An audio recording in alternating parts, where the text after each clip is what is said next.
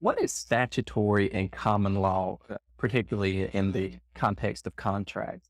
Statutory law is law made by state legislators or U.S. Congress, but they're the statutes that guide behavior.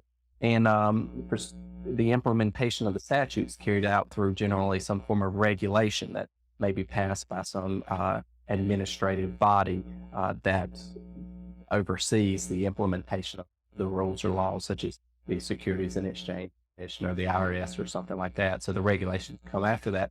But statutory law are the substantive laws that are put out to guide some course of conduct.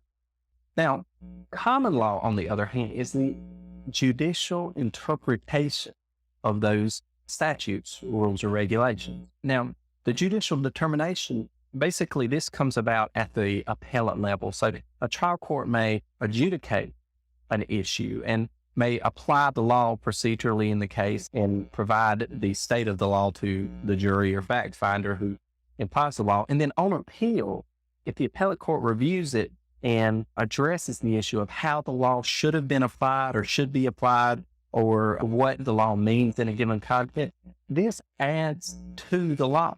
It clarifies the law further. In some cases, the judiciary will say the law is invalid and overturn it.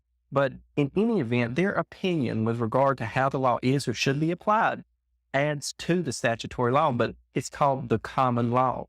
And their interpretation binds that court in the future. It has precedential value. It's precedent. It binds that court in the future and any inferior or subordinate court to that court in that jurisdiction. So if it's a state superior court that hears the case and it goes to the state level of intermediate appeals, well, that common law is valid throughout that state for interpreting those contract provisions. And it adds to the state's statutory law that seeks to address that contractual situation. So that's the difference of statutory and common law and how it applies in the contract context.